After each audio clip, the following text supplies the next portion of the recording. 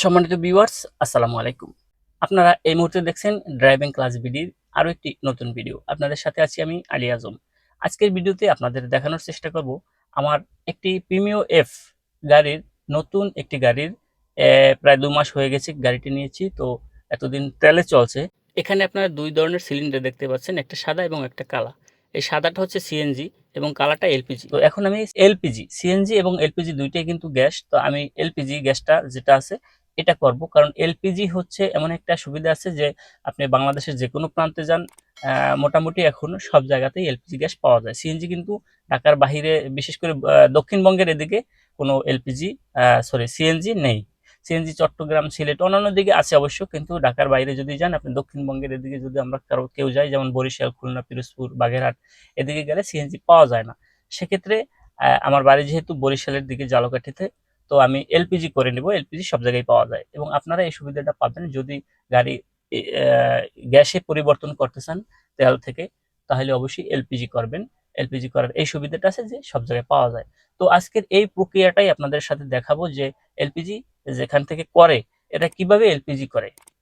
Total A to Z একবারে শুরু থেকে শেষ পর্যন্ত আপনাদের দেখাবো যে এলপিজি কিভাবে করতে হয়। আশা করি স্কিপ না করে পুরো ভিডিওটি দেখবেন। যারা নতুন ড্রাইভার আছেন তাদের জন্য কিন্তু অনেক উপকারে আসবে। এবং এলপিজির যে সুইচটা থাকে মিটার, এলপিজির যে গ্যাস কিভাবে নিতে হয় এবং কতটুকু আছে কতটুকু না আছে এটা কিভাবে বোঝা যায়, তো এই সব নিয়েই থাকবে আজকের ভিডিও। আর কথা না বলে আমরা শুরু করবো আজকের মূল বিষয়। ভিউয়ার্স, প্রিমিও এফ 2019-এর মডেল গাড়িটি 2 মাস হয়েছে নিয়েছি। তা 2 মাস তেলে চলছে। বর্তমানে তেলের লিটার 125 টাকা। তাই এলপিজি করলে অর্ধেক খরচ কমে আসবে, কারণ এলপিজি লিটার 64 টাকা। আর ঢাকা মগবাজারে আনুদ্বীপের একটি সিএনজি এবং এলপিজি কনভার্টার আছে, এরা দুটোতেই করে। তো আমি এলপিজি এখান থেকেই করেছি।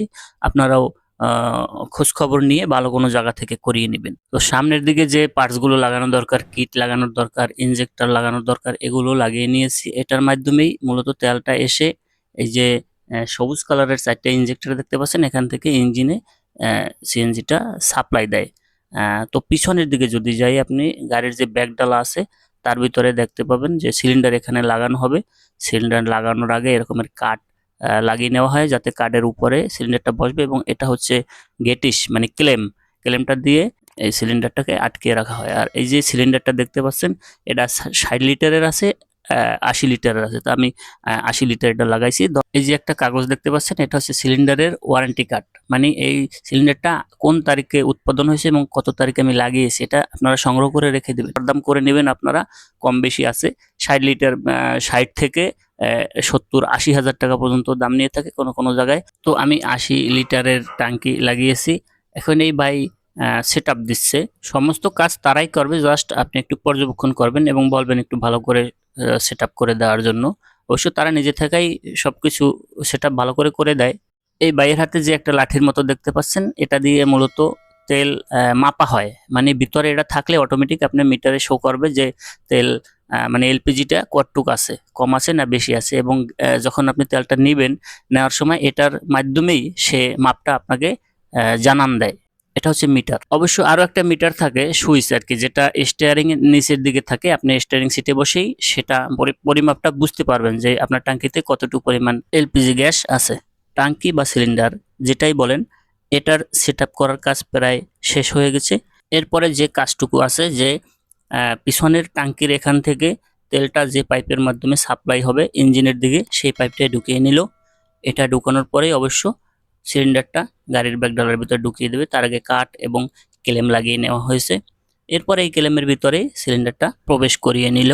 তবে এদের সমস্ত কাজগুলোই খুব ভালো লেগেছে, খুব স্বচ্ছতার সহিত এবং খুব টেক কেয়ার ভাবে কাজটা করে দিয়েছে। সিলিন্ডার ঢুকানোর পরে যে পাইপটা ইঞ্জিন থেকে সিলিন্ডার বরাবর এসেছে, সেই পাইপটা এখন সিলিন্ডারের সাথে সংযোগ করে দিয়ে তারপরে মোটামুটি কাজ সমাপ্ত করে দিবে। আমার কাজ একেবারে সেট আপ করা শেষ। এখন এই যে মুখাটা দেখতে পাচ্ছেন, এটাই হচ্ছে গ্যাস প্রবেশ করানোর। আপনি যখন গ্যাস দরকার হবে, এই মুখাটা খুলে তখনই আপনি গ্যাস প্রবেশ করাবেন। এবং খেয়াল রাখবেন সবসময়, এটা গ্যাস নেওয়া হয়ে গেলে অবশ্যই এই মুখাটা লাগিয়ে দেবেন। এটা কখনোই খোলা রাখবেন না, কারণ এখানে ময়লা টলা প্রবেশ করলে লাইনের সমস্যা হবে। এটা সবসময় খেয়াল রাখবেন। তো আমার কাজ কমপ্লিট। এখন তাদের নিজস্বই এখানে ফিলিং স্টেশন আছে গ্যাস নেওয়ার জন্য, সেখান থেকে আমি গ্যাস প্রবেশ করাবো। তো গ্যাসটা প্রবেশ করানোর পরে মূলত এখান থেকে তারা গ্যাস টুইনিং করে দেবে কম্পিউটারের মাধ্যমে। এখানে হাতে কোনো কাজ নাই, সব লাগানো শেষ। এরপরে গ্যাস টুইনিং করে মানে গ্যাস কম খায় না বেশি খায়, মানে গাড়ি কাঁপে নাকি, এরা কম্পিউটার দিয়ে তারা তাদের একজন ইঞ্জিনিয়ার সে সেট আপ করে দেবে।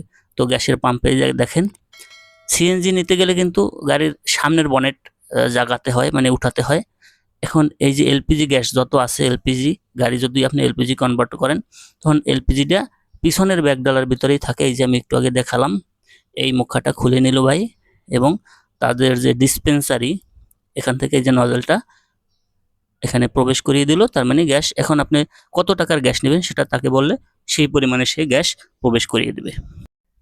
ভিউয়ার্স, আশা করি ভিডিওটি আপনাদের ভালো লেগেছে। আর এই ধরনের নিত্য নতুন ভিডিও পেতে চ্যানেলটি সাবস্ক্রাইব করে রাখতে পারেন। আর আপনারা কে কোন বিষয়ের উপরে ভিডিও চান সেটি কমেন্ট করে জানাতে পারেন, চেষ্টা করব সেই বিষয়ের উপর ভিডিও দেওয়ার জন্য। আজকের মতো এখান থেকে বিদায় নিচ্ছি, দেখা হবে আবারও পরবর্তীতে নতুন বিষয় নিয়ে। সে পর্যন্ত সকল ভালো থাকবেন, সুস্থ থাকবেন। আসসালামু আলাইকুম ওয়া রাহমাতুল্লাহ।